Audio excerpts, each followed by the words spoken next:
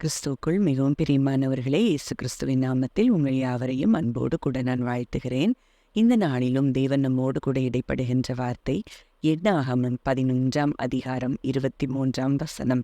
அதற்கு கர்த்தர் மோசேயை நோக்கி, கர்த்தருடைய கை குறுகியிருக்கிறதோ, என் வார்த்தையின்படி நடக்குமோ நடவாதோ என்று நீ இப்பொழுது காண்பாய் என்றார். இந்த வார்த்தையின் மூலம் தேவன் இன்றைக்கு நம் ஒவ்வொருவரோடும் கூட இடைப்படுகிறார்.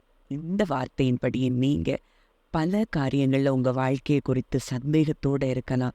இந்த காரியம் எப்படி நடக்கும்? தேவன் எனக்கு இதை வாக்கு கொடுத்திருக்கிறார், ஆனால் அவர் வாக்கு கொடுத்ததற்கும் என் வாழ்க்கையில் சம்பவிக்கிற காரியங்களுக்கும் சம்பந்தமே இல்லாமல் இருக்கிறது என்று சொல்லி நீங்க ஒருவேளை கலங்கி கொண்டிருக்கலாம். இந்த வார்த்தையின் மூலம் தேவன் இன்றைக்கு உங்களை பலப்படுத்த விரும்புகிறார். அப்போ இந்த வார்த்தை எதை சொல்லுகிறது? அங்க ஆண்டவர் மோசேயை பார்த்து சொல்றாரு, என்னுடைய கை குறுகி இருக்கிறதோ, has my arm lost its powerன்னு ஆங்கிலத்தில் சொல்லப்பட்டிருக்கு. அப்போ அது எதை குறிக்கிறது?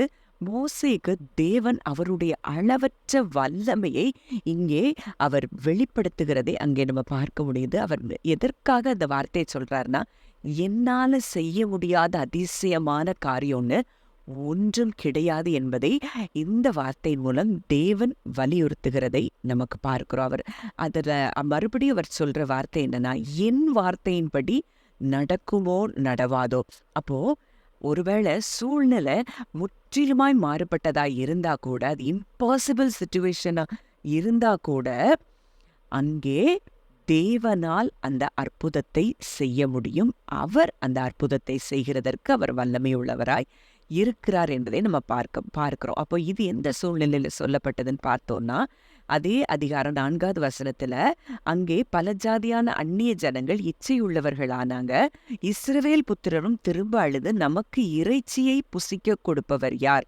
நாம் எகிப்திலே கிரயமில்லாமல் சாப்பிட்ட மச்சங்களையும் வெள்ளரிக்காய்களையும் கும்மட்டி காய்களையும் கீரைகளையும் வெங்காயங்களையும் வெள்ளைப்பூடுகளையும் நினைக்கிறோம்.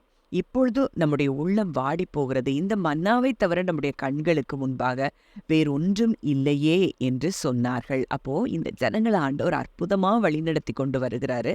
ஆனா அங்கே தேவன் அற்புதம் செய்தவரை, ஆசீர்வாதம் தந்தவரை பார்க்காம அவங்க ஆசீர்வாதத்துக்காகவே ஒவ்வொரு நாளும் நின்றதை நம்ம பார்க்கிறோம். அப்போ நாம் ஒவ்வொரு நாளும் நம்மை ஆசீர்வதிக்கிற, இதுவரைக்கும் நமக்கு ஆசீர்வதித்த நம் தேவனை பார்க்காமல் என்னைக்கு நம்ம ஆசீர்வாதங்களை தேடி நம்ம போகிறோமோ, அன்றைக்கு நம் இருதயம் கடினப்பட்டு இருக்கிறதை நீங்கள் அறிந்து கொள்ள வேண்டும். இந்த இஸ்ரவேல் ஜனங்கள் அப்படித்தான், அவங்க இருதயம் கடினமாக இருந்தது.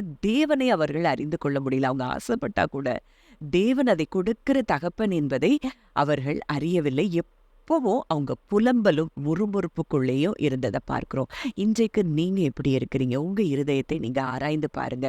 இதுவரைக்கும் அவர் செய்த அதிசயங்களை தியானித்து பாருங்க. அன்றைக்கு இஸ்ரவேல் ஜனங்கள் இதை எதையும் அவங்க யோசித்து பார்க்கல. கடலை பிளந்து தேவன் அவர்களை வெளியே கொண்டு வந்தது. எகிப்துல வந்த வாதைகள்ல ஒரு வாதை கூட அவங்க வீட்டுகள் பக்கம் கூட அங்கே அது வரவில்லை என்பதை கூட, அதெல்லாம் கூட அறியாம அவர்கள் ஆசீர்வாதங்களை மாத்திரமே தேடி ஓடிக்கொண்டிருந்தார்கள். அதனால் அவங்க இருதயம் கடினப்பட்டிருந்ததை பார்க்கணும். இன்றைக்கு நம்மை ஆசீர்வதித்த தகப்பனுடைய முகத்தை நம்ம பார்க்கும்போது, அவருடைய இருதயத்தை நம்ம அறியும் போது, நம்ம வேண்டிக் கொண்டதும் நம்ம நினைக்கிறதும் நம்ம மனசுல ஆசைப்பட்டா கூட அதை நம் தகப்பன் நிறைவேற்றி தர வல்லவராய் இருக்கிறார். அப்போ அடுத்ததா 18வது வசனத்துல நம்ம பார்க்கிறோம். இங்கே தேவன் சொல்றாரு, நாளைக்காக உங்களை பரிசுத்தம் பண்ணுங்கள், நீங்கள் இறைச்சி சாப்பிடுவீர்கள். எங்களுக்கு இறைச்சி சாப்பிட கொடுப்பவர் யார் என்றும், எகிப்திலே எங்களுக்கு சௌக்கியமாய் இருந்தது என்றும் கர்த்தருடைய செவிகள் கேட்க அழுதீர்களே. ஆகையால் நீங்கள் சாப்பிடும்படி கர்த்தர் உங்களுக்கு இறைச்சி கொடுப்பார். அப்போ அங்க மோசேயின் மூலமா தேவன் அங்க பேசி அங்க சொல்ற காரியம் அதுதான், கர்த்தர் உங்களுக்கு என்ன செய்வார்? இறைச்சி கொடுப்பார். நீங்கள் 1 நாள் 2 நாள் 5 நாள் 10 நாள் 20 நாள் மாத்திரம் அல்ல, 1 மாதம் வரைக்கும் புசிப்பீர்கள். அது உங்கள் மூக்காலே புறப்பட்டு உங்களுக்கு தெவிட்டி போகும் மட்டும் புசிப்பீர்கள். உங்களுக்குள் இருக்கிற கர்த்தரை நீங்கள் அசட்டை பண்ணி, நாங்கள் ஏன் எகிப்திலிருந்து புறப்பட்டோம் என்று அவருக்கு முன்பாக அழுதீர்களே என்று சொல் என்றார். இப்ப மோசேயிட்ட ஆண்டவர் இதெல்லாம் சொல்லி அந்த ஜனங்கள்கிட்ட சொல்றாரு. ஆனா இங்க மோசேக்கே பெரிய ஒரு டவுட் வந்துருச்சு. அவ்வளோ பெரிய அற்புதங்களை பார்த்த மோசேதானா, இங்கே 21ஆம் வசனத்துல மோசே சொல்றாரு, என்னோடு இருக்கிற காலாட்கள் 6,00,000 பேர் ஒரு மாதம் முழுவதும் புசிக்கும்படிக்கு அவர்களுக்கு இறைச்சி கொடுப்பேன் என்று சொன்னீரே, எப்படி ஆண்டவரே இது சாத்தியம்? 6,00,000 ஜனங்களுக்கு எப்படி இந்த வனாந்தரத்துல இறைச்சி கிடைக்கும்? அதுதான் நம் தேவன் சூப்பர் நேச்சுரல் தேவனை நம்ம ஆராதித்து கொண்டிருக்கிறோங்கிறத நம்ம அறிந்து கொள்ள வேண்டும். முடியவே முடியாத காரியங்களை ஒரு கர்ப்பம் செத்துப்போன நிலைமையில சாராளுக்கு பிள்ளையை கொடுத்த தேவன், கடலின் வழியாய் பாதையை வகுத்த தேவன், இன்றைக்கு உங்களுக்கு கொடுத்த வாக்குத்தத்தத்தை அவர் நிறைவேற்ற முடியாமல் அவர் வல்லமை அற்றவராய் இருக்கிறாரா அப்படிங்கிறத நீங்க யோசித்து பார்க்கணும். எதையும் எப்படியும் அவர் வார்த்தையை நிறைவேற்ற அவரால் எதையும் செய்ய முடியும், எப்படியும் செய்ய முடியும்.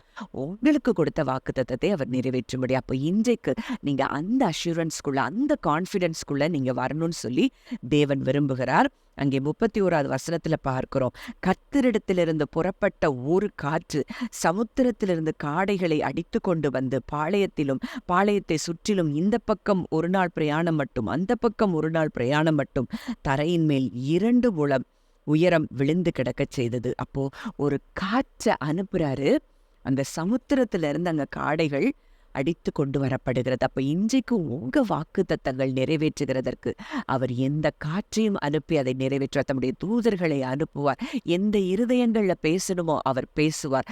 அவரால் செய்ய முடியாத அதிசயமான காரியம் ஒன்றும் இல்லை என்பதை நீங்கள் அறிந்து கொண்டீர்களானால் நீங்கள் நிச்சயம் பெற்றுக்கொள்வீர்கள் என்பதுதான் சத்தியம். ஜெபிக்கலாம். நல்ல தகப்பனே, நன்றியோடு உம்மை துதிக்கிறோம், ஸ்தோத்தரிக்கிறோம் அப்பா. இந்த நாளிலும் எங்களோடு இடைப்பட்ட உம்முடைய வார்த்தையின்படி தகப்பனே, உம்முடைய கரம் குறுகி போகவில்லை அப்பா.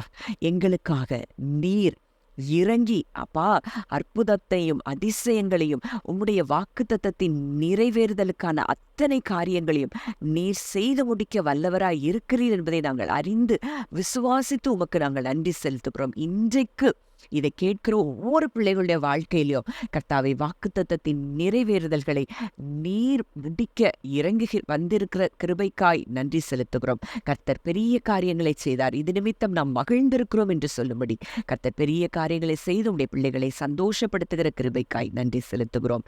இயேசுவின் மூலம் கேட்கிறோம் ஜீவனுள்ள நல்ல பிதாவே, ஆமென்.